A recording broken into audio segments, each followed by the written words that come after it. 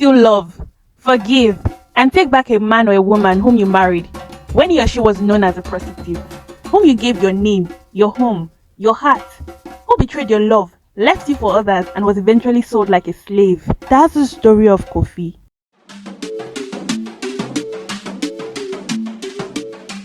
In the heart of a village, surrounded by towering baobab trees and the rhythms of distant drums, there lived a man named Kofi. He was not just a man of the people, he was God's voice among them, a prophet. His words carried weight like the ancestral drums that echoed through the village. However, the people of the land were unfaithful to God. One day, the Lord spoke to Kofi under the shade of a mango tree. "Go, take for yourself a wife from among the women who walk in unfaithfulness, for the land has committed great unfaithfulness against me." When it was time for Kofi to choose a wife, people expected Kofi to choose a woman of great virtue, perhaps Miriam, the wise widow, or Nia, the graceful singer. But Kofi, quiet in his obedience, walked through the marketplace on a hot afternoon and found Amma, the daughter of Juma. She was beautiful like the first rains after a dry season, but known for her waywardness, like a bird that refuses to build its nest. Yet Kofi went to her. He offered a bride price, 7 goats, 2 baskets of palm oil, and a finely woven cloth.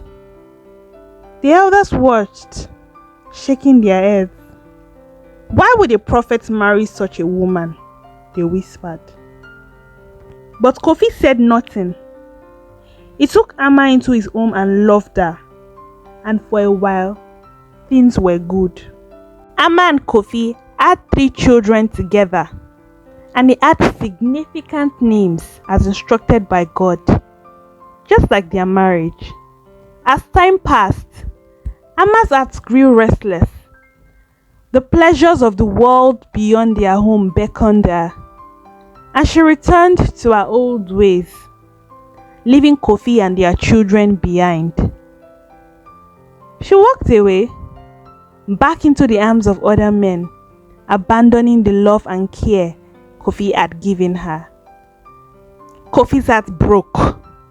He could not understand why she left, but he knew God had called him to love her. And despite her betrayal, Kofi did not turn his back on his wife.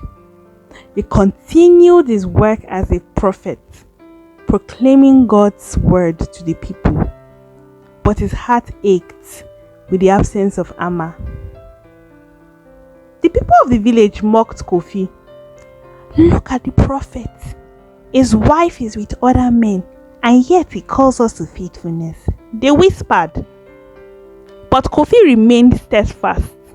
He prayed, and in his prayers, God spoke to him again. "Go, show love to your wife again. Though she is loved by another and is an adulteress, love her as I love the children of Israel, though they turn to other gods."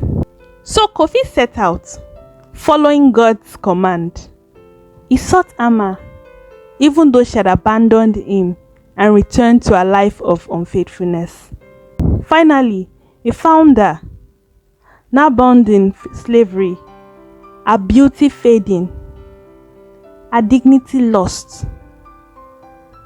Kofi paid a price, 15 shekels of silver and a sack of barley to buy her back. He wrapped his coat around her and said, "You will live with me many days. You will not be for another man, and I will be faithful to you." The village was silent when they returned. Children watched. Elders blinked in disbelief. A man had brought back his wife, not because she deserved it, but because love, God's love, does not throw away what it is. And so, Kofi and Amma became a living parable in their village, representing God and his people, a man and his bride. Judgment, yes, but mercy stronger still. Hi, it's Joy here. If you enjoyed this video, kindly give this video a like and ensure that you engage by commenting.